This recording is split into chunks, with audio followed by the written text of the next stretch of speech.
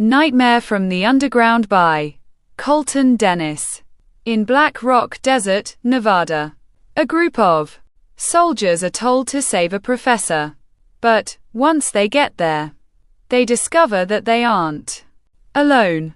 Because every movement they make, they find out something's underneath the ground. Will they be able to make it out of the desert alive? Black Rock Desert, Nevada, 1983. A laboratory appears. People appear walking around. Ethan Monteleone appears walking. Scientist number 1 appears, carrying a test tube, then bumps into Ethan. Whoa, careful my boy. You drop that and we're all dead, said Ethan. Sorry about that, Dr. Monteleone, said scientist number 1. It's all right, boy. And please, call me Ethan. I'm not egotistical. Now, get that test tube to the generator, said Ethan. Yes, sir. I mean, Ethan, said scientist number 1, walking away. Ethan continues walking. Scientists appear, standing around tank. What's going on here? Asked Ethan. Dr. Monteleone, said scientist number 1. I told you to call me Ethan. But what do we have here? Asked Ethan. Dr. Wills was out in the field then. Stumbled upon these Mongolian deathworms, said scientist number 2. Mongolian deathworms, out in the Black Rock Desert. I don't think they're supposed to be out there, said Ethan. That's where we found them, said Dr. Wills. They are bigger than expected. Take me to that spot, said Ethan. A jeep engine starts.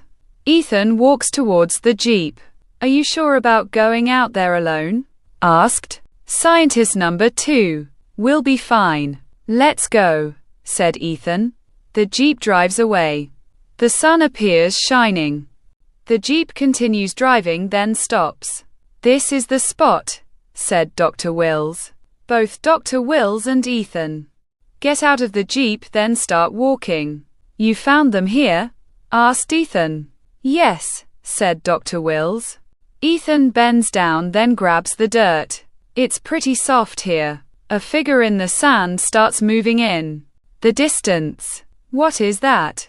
Asked Ethan. The sand continues moving. A giant Mongolian deathworm appears. Here's another one, said Ethan.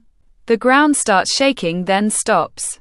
The giant Mongolian deathworm goes back underneath the sand. Ethan, maybe we should leave, said Dr. Wills. Both drive. Wills and Ethan start walking. The ground starts shaking again. Both Dr. Wills and Ethan fall onto the ground, then stand up. Are you all right? Asked Ethan. Yeah, said Dr. Wills. Yeah, what was that? A mine explosion? Asked Dr. Wills. There's no mines around here. Whatever it was, it stopped, said Ethan. Both Dr. Wills and Ethan get into the jeep. The sand starts moving towards the jeep. Ethan, what's that? Asked Dr. Wills. I have no idea, said Ethan. The jeep starts, turns around, then drives away. The sand continues moving towards the jeep. It's following us, said Dr. Wills. Speed up, said Ethan. The jeep drives faster. The sand is moving alongside of the jeep. It's still on our ass, said Dr. Wills. Whatever it is, it's fast. Ethan sees some rocks. There, head for those rocks, said Ethan. The jeep continues driving. The sand continues following the jeep.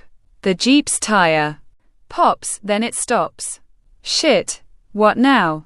Asked Dr. Wills. The sand is moving around the jeep. It's surrounding us, said Ethan. What do we do? Asked Dr. Wills. Maybe we can run to the rocks, said Ethan. Dr. Wills goes to step down. Ethan grabs Dr. Wills's arm. What? Asked Dr. Wills. I have a bad feeling. Maybe we shouldn't run, said Ethan. You said to, said Dr. Wills. I was wrong, said Ethan. What do we do? Asked Dr. Wills. I don't know, said Ethan. The sand starts moving towards the Jeep. Ethan, said Dr. Wills. Ethan sees the sand moving towards them. Oh no, said Ethan. I'm making a run for it, said Dr. Wills. Don't, said Ethan. Get off me, said Dr. Wills, punching Ethan, getting out of the Jeep, then starts running. Ethan groans, then looks at Dr. Wells. The sand shifts towards Dr. Wills. Dr. Wills continues running. Dr. Wills, said Ethan. Dr. Wills looks back, then continues running. The sand stops moving. Dr. Wills looks back again, stops, then looks around. Where'd it go? Where'd it go? Asked Dr. Wills. Get to the rocks now. The sand underneath Dr. Wills starts shaking. Dr. Wills looks down at the sand, then screams. The giant Mongolian death worm eats. Dr. Wills then goes back underneath the sand. Now that's a big Mongolian death worm, said Ethan. Sitting down in the Jeep. A military base appears. People appear walking around. Jamie Retka appears. The telephone starts ringing. Hello? Yes, Sergeant Lupiani is here. Yes, I'll get him. Hold. Please, said Jamie, standing up, then walking away. Sean Lupiani appears. This is where you will train to become better, to become stronger, to become a real American. There are a few that won't be able to do this. Don't think like that. We will make you the best soldier ever, said Sean. Jamie approaches Sean. Sergeant Lupiani, a call for you, sir, said Jamie. Thank you, Retka. Please, can you take over, said Sean. Of course, sir, said Jamie. Sean is walking, then grabs the telephone. Sergeant Lupiani here. Yes, I know the laboratory outside the Black Rock Desert. You haven't heard from them in a few days. And you want me to take a team into there? All right, sir. I'll take 2 of my best people. I only need 2. We'll leave at 1300, sir. Have a good day, said Sean, hanging up the telephone, then walking away. You must complete this course. Then we'll move to the next. We'll make soldiers out of you, said Jamie. Retka, I need your help. We're going on a little trip, said Sean. Where, sir? Asked Jamie. To Black Rock Desert. There's a lab out there. No one has responded in days. So, I'm taking you and Tammy with me, said Sean. Tammy. Are you sure, sir? She's a little nuts, said Jamie. That's why I'm bringing her. If we do run into something, I'd be safe if she was with us, said Sean. All right, said Jamie. Guns are firing. Tammy mechanic appears, cocks her gun, then fires it. The gun jams. Oh, come on, you damn piece of shit. Tammy hitting the side of the gun. Come on, you bastard. The gun unjams, then fires. There we go, said Tammy. Mechanic, straighten up. I have a little mission for you. And you'll be able to bring your guns, said Sean. Tammy smiles. Whatever it is, I'll kill it, sir, said Tammy. A helicopter appears. All right, let's get there and get back. I don't want those people waiting any longer. Let's go. Let's go. Let's go, said Sean. All 3 are running onto the helicopter. Pilot number 1 gets tapped onto his shoulder. Sean points up. Pilot number 1 nods his head. The helicopter rises, then flies away. Do you know what we're in for, sir? Asked Jamie. Just find the people and find out why no one's been answering their radio, said Sean. You don't think something happened to them, do you? Asked Jamie. I hope so, said Tammy. Let's hope not, mechanic. There. Still people down there, said Sean. The helicopter continues flying. Sir, is that the lab up ahead? Asked pilot number 1. Yes, it is. Put this bird down. We're here, said Sean. The helicopter lands, then turns off. The side door of the helicopter opens. All 4 are getting out of the helicopter, then start walking towards the laboratory. Where is everyone? Asked Jamie. Probably inside. Come on, Tammy, take point, said Sean. All 4 continue walking. Tammy grabs the door handle, then turns it. The door opens. Tammy points her gun, then slowly walks inside. It's clear, sir, said Tammy. All 3 walk inside. All right, this place looks big. We should split up. Jamie and Tammy, that way. You come with me, said Sean. Yes, sir, said pilot number 1. Both Jamie and Tammy are walking, then stop. Jamie taps Tammy's shoulder, then points. Tammy nods her head, then looks around the corner. Both Jamie and Tammy continue walking. Both pilot number 1 and Sean are walking. I don't see anyone here, sir, said pilot number 1. They have to be here, said Sean. Over there, said pilot number 1. Both pilot number 1 and Sean continue walking, then get to the laboratory. Check over there, said Sean. Pilot number 1 points his gun, then walk. Sean is looking around. I don't see anything, sir, said pilot number 1. Where can they be? Sean grabs his radio. Retka, mechanic. Did you find anything? Asked Sean. Nothing, sir. It's like they disappeared, said Jamie. People can't just disappear. Retka, meet us out front, said Sean. Yes, sir, said Jamie. Both Jamie and Tammy appear standing outside of the laboratory. Both pilot number 1 and Sean are walking outside of the laboratory. Nothing? Asked Sean. Not a soul, sir, said Jamie. Where can they be? Asked Sean.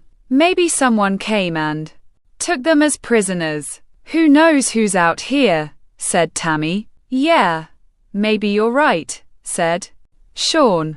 What do we do now, sir? Asked Jamie. Contact who's in charge of the laboratory. Tell them we found nothing, said Sean. The ground starts shaking. All 4 falls onto the ground. What the hell was that? Asked pilot number 1. I don't know. Maybe a tremor. I'll contact the boss, said Sean, grabbing his radio. Pilot number 1 looks into the distance. The sand in the distance is moving. Hey, are you all right? Asked Jamie. Yeah, I thought I saw something. It must have been in my mind, said pilot number 1. The ground starts shaking again. All 4 fall onto the ground again. The ground stops shaking. What the hell? Asked Tammy. The tremors are getting worse, said Sean.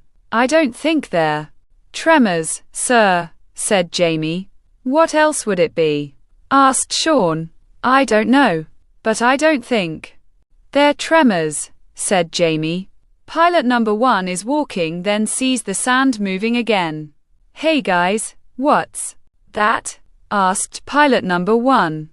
All 3 look, then see the sand moving. I don't know what that is, said Sean. The sand is moving towards all 4 of them. Whatever it is, it's coming towards us, said Jamie. Get to the chopper, said Sean. All 4 start running towards the helicopter. Jamie trips. Jamie, come on, said pilot number 1. The sand stops moving. Wait. It stopped, said Tammy. Everyone get ready. We don't know what it is or if it'll pop out of the ground. All four are raising their guns. Maybe it was just a mole, said Tammy. Moles don't make the ground move. Especially this size, said Jamie. The ground starts shaking. All four fall onto the ground, then drop their guns. Piler number 1 reaches for his gun. The gun gets pulled underneath the ground. Guys, something is definitely under the ground, said Piler number 1. What? Asked Sean. A giant Mongolian death worm rises from the sand. All four are staring at the giant Mongolian death worm. Oh my God, said Jamie. The giant Mongolian death worm screeches. Shoot it, said Sean. The guns start firing. The giant Mongolian death worm screeches, then spits up venom. The venom hits the ground. Tammy gets hit with the venom, then falls onto the ground. Ow! This is burning, said Tammy. Take off the vest, said Sean. Tammy takes off her vest, then throws it. We need to leave, said Jamie. The giant Mongolian death worm looks down at all four of them, then spits up venom again. The venom hits pilot number 1's face. Pilot number 1 starts screaming. Jamie goes to run towards pilot number 1. Sean grabs Jamie. No. He's dead, said Sean. The guns continuously firing. The giant Mongolian death worm screeches, then goes back into the sand. Shit, run, said Jamie. All three are running into the laboratory.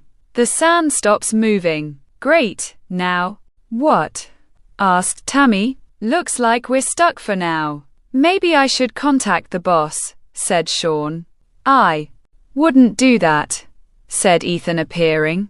All three are pointing their guns. Who are you? Asked Sean. I'm Dr. Ethan Monteleone. But call me Ethan, said Ethan. Are you in charge here? Asked Sean. I was, until that thing came, said Ethan. What the hell is that? Asked Tammy. It's a Mongolian death worm. Except it's bigger, said Ethan. What's a Mongolian death worm? Asked Tammy. A prehistoric worm. It was first discovered in the Gobi Desert. Only it was never that big, said Ethan. How did it get that big? Asked Jamie. Well, we tried to figure that out. Because another scientist discovered them. They were bigger than usual.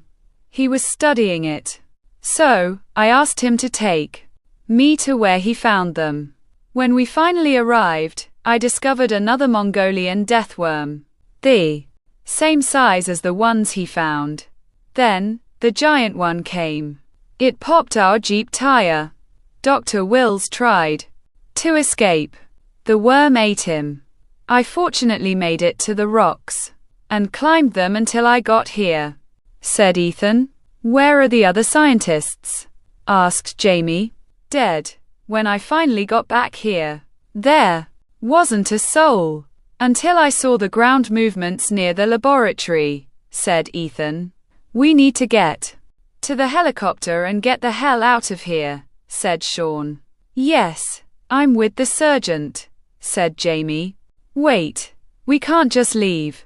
If we leave this thing here, the next people that come around this area will die, said Ethan. What do you suggest, Doctor? Asked Sean. We need to kill it. Who knows what might happen if it runs out of food up here. It'll head to the next town, then the next, until it is stopped, said Ethan.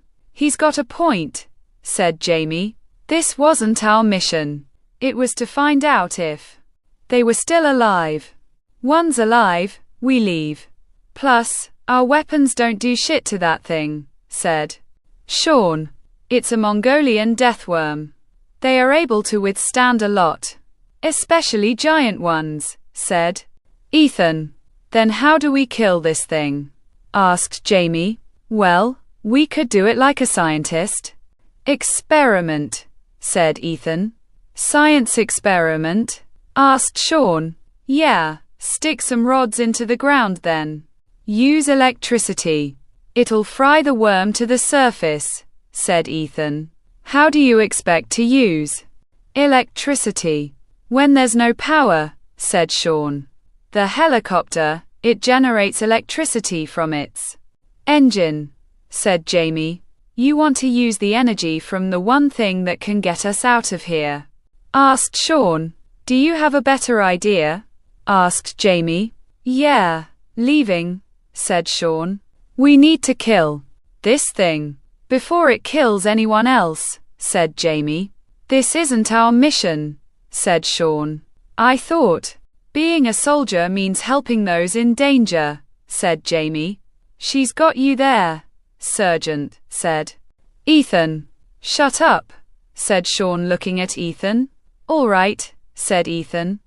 If we do this, where do we get rods? Asked Sean. I have a few steel rods in the lab. That'll work, said Ethan. Footsteps tear. Walking. Steel rods appear. How do we do this? Asked Sean. We stick these into the ground, forming a circle, because each rod will be a conductor for the electricity. Once that works, we get the worm inside the circle. Turn on the helicopter, then fry the damn thing, said Ethan. All right, but how do we distract the giant? Asked Jamie. We would need someone to drive it insane. Someone who's not afraid to do dangerous things, said Ethan. I'm your girl, said Tammy.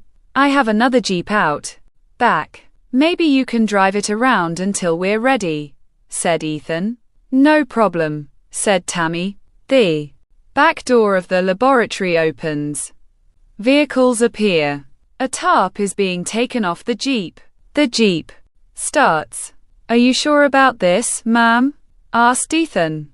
Yeah, just get those rods set up and the helicopter started, said Tammy. Good luck, said Jamie. Hey, I'll be fine, said Tammy. The Jeep drives out of the garage. The sand starts moving, then follows the Jeep. It is following her, said Sean. Let's get started then. It won't be distracted for a long time, said Ethan. All three are running outside of the laboratory. The rods are being rammed into the ground. Sean opens the hatch of the helicopter, then connects the wire to the engine. The wire is being wrapped around the rods. Hurry up. We might be running out of time, said Jamie. The Jeep continues driving. Come on, keep on my tail. The sand continues moving. That's right. Keep following. The sand stops moving. Tammy looks behind her. Where'd it go? Asked Tammy. The Jeep stops. All three are looking up at the Jeep. And what? Why'd you stop? And what? Yelled Sean. And what? It's not following me anymore. And what? Yelled Tammy. It's not following her. Is it coming towards us? Asked Jamie. No. It's waiting, said Ethan. Waiting for what? Asked Sean. For the opportune time, said Ethan. Tammy is looking around. The ground starts shaking, then stops. What was that? Asked Jamie. It's about to rise, said Ethan. Rise, said Jamie. From the ground, said Ethan. And what? Where is it? And what? Asked Tammy. The giant Mongolian deathworm rises from the ground, then hits the Jeep. The Jeep rolls, stops, then appears flipped. Tammy groans. And what? Tammy, and what? Yelled Jamie, starting to walk. Ethan grabs Jamie's arm. Don't. It's just a way to get you out there, said Ethan. But what about Tammy? Asked Jamie. I'm sorry too. Say this. But she's dead, said Ethan. Tammy is groaning, then slowly crawling out of the Jeep. And what? Tammy, and what? And what? Get on the Jeep, and what? Yelled Sean. Tammy tries climbing onto the jeep. The sand starts moving behind Tammy. The giant Mongolian death worm rises from the ground. "Oh my God," said Jamie. The giant Mongolian death worm screeches. Tammy turns around. "You fucking bastard," said Tammy, grabbing her gun, then points it at the giant Mongolian death worm. The giant Mongolian death worm screeches, eats Tammy, then goes back into the ground. "And quat, Tammy, and quat," yelled Sean. "We need to get to the helicopter," said Jamie. "You two get to the lab. I'll do the helicopter." Both Ethan and Jamie are running towards the laboratory. Sean gets into the helicopter. "Come on, you damn worm," said Sean. The sand is moving, then goes into the circle of rods. The helicopter turns on. Electricity goes through the wires, then into each of the rods.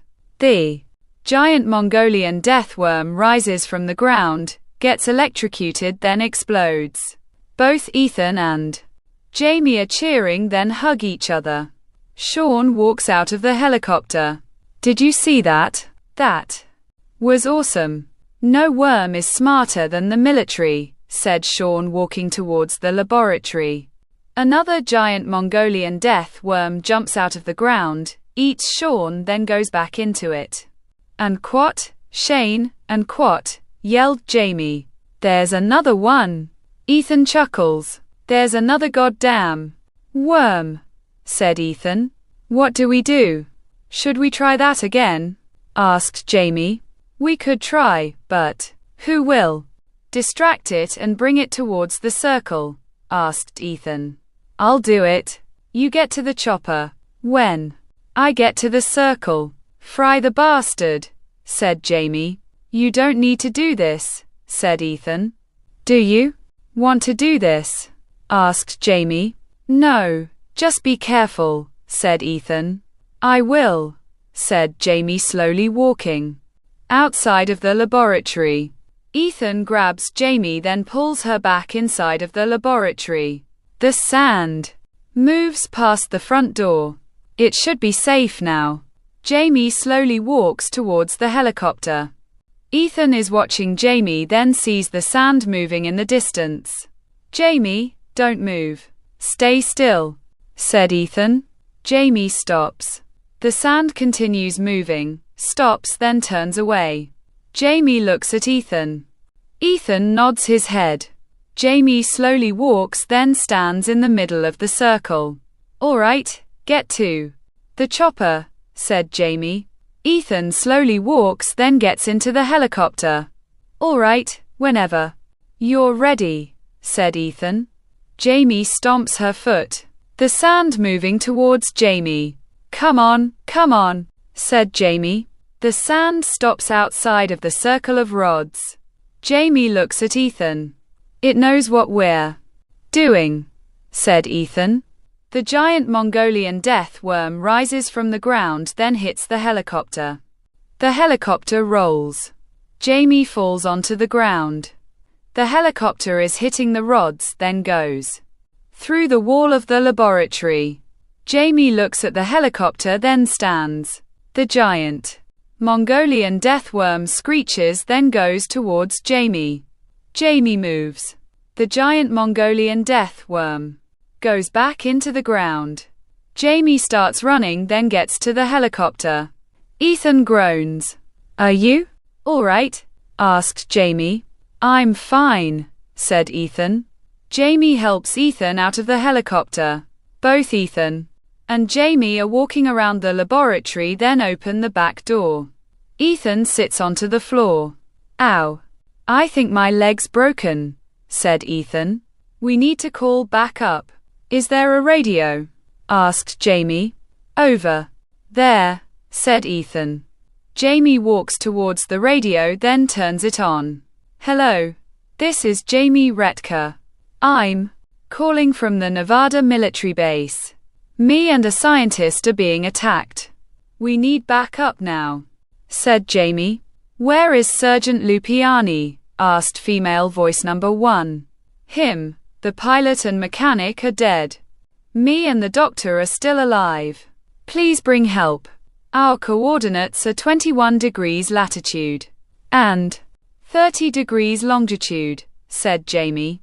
I'm sending help now. Be safe until then, said female voice. Number 1. Help is coming. We'll be safe here until then, said Jamie. Good.